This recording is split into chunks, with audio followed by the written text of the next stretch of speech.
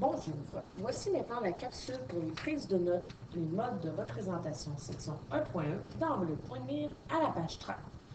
Prenez votre document de notes de cours chapitre 1 à la page 3 pour compléter vos notes de cours. Donc, pour représenter une situation, on peut utiliser différentes façons, dont les premières, une description verbale.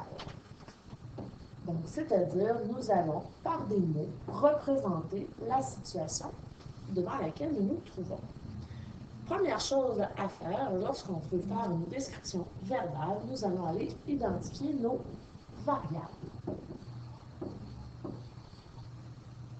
Donc, c'est-à-dire, les variables sont souvent l'inconnu, ce que nous ne connaissons pas, bon, ce que nous cherchons à trouver. Nous allons remarquer l'état initial de la situation. Donc, de quelle façon la situation part et de quelle façon elle va se transformer au cours du temps. Comment se comportent les variables les unes par rapport aux autres. Donc, ça ici, ça revient un peu à la description du genre Émilie a 2 fois plus de bonbons que Sophie. Donc, nous donnerons ici la description verbale.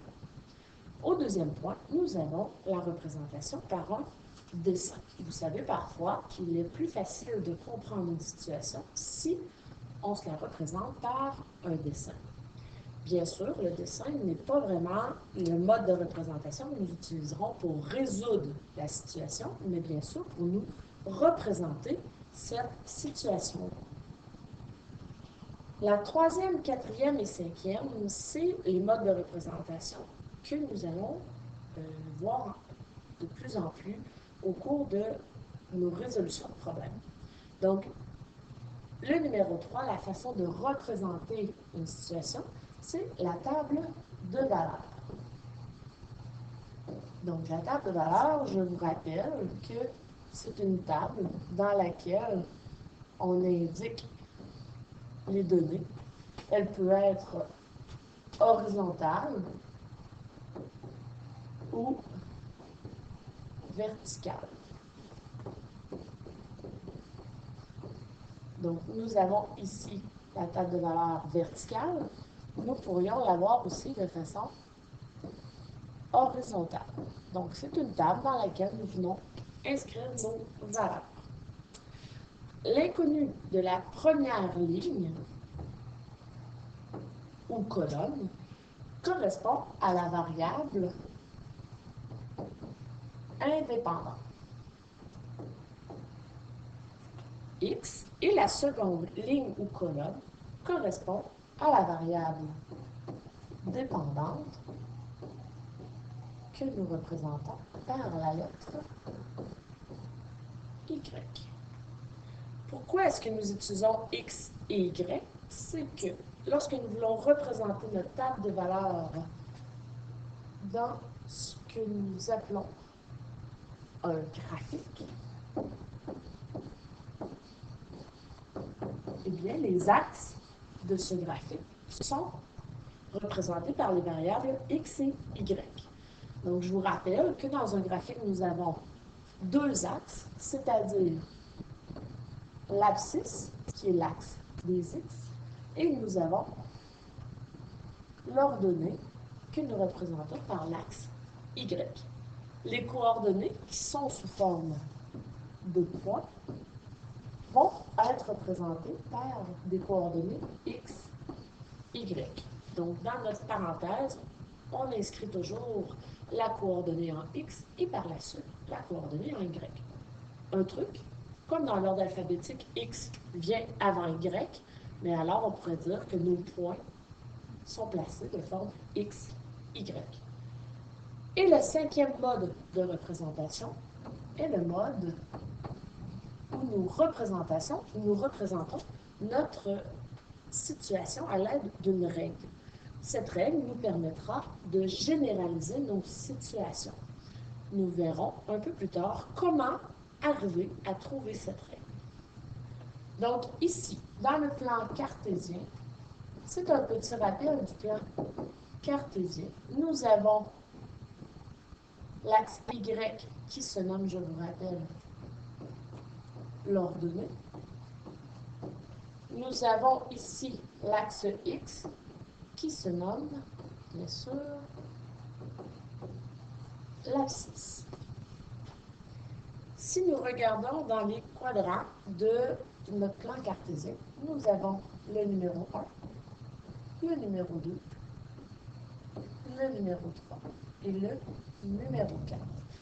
C'est pour ça d'ailleurs qu'on dit que le sens positif et qu'il y a aussi le sens négatif dans notre plan cartésien. Les coordonnées des points, je vous rappelle, sont écrites sous la forme X, Y. Ce qui veut dire que si je veux aller chercher le point numéro 1, qui se trouve, on va dire, ici. Donc, ce que je dois faire, je pars de l'origine, je commence par le X, comme je m'en vais dans le sens contraire, mon X, je passe de 2 cases qui sont graduées par 1. Donc, j'arriverai à moins 2. Et si je vais avoir ma coordonnée en Y, je vais monter de 1, 2, 3, 4, 5, 6, 8. Alors, le point 1 aura comme coordonnée moins 2, 8. Dans les encadrés ici, ce que je voulais qu'on écrive, c'était les signes de nos coordonnées. C'est-à-dire, dans le premier quadrant, nous avons des signes positifs, positifs. Dans le deuxième, négatif, positif. Dans le troisième, négatif, négatif. Et dans le quatrième, positif, négatif. Donc, tous les points qui se trouvent dans ces quadrants-là auront, bien sûr, les signes inscrits dans le petit encadré. Si nous regardons le point 2, je mets ici en vert. Donc, le point 2, même chose. Je pars de l'origine et je me tasse en X en premier, c'est-à-dire moins 1, moins 2, moins 3, moins 4, moins 5, moins 6 et moins 7. Puis, je pars la même chose, mais en Y. Moins 1, moins 2, moins 3, moins 4, moins 5. Donc, les coordonnées, moins 7, moins 5. Pour le point 3, ici en bleu, donc je pars de X. Comme je n'ai pas à me tasser par rapport à l'axe des X, ça veut dire que la coordonnée du point 3 en X sera 0. Et je vais descendre, moins 1, moins 2, moins 3 en Y. Et le point 4 qui se trouve juste ici, même chose. Je pars de l'origine, je m'en vais en X en premier, donc 1, 2, 3, 4. Donc ma coordonnée en X sera 4 et 1, 2 en Y. Voici les coordonnées de mon point 4.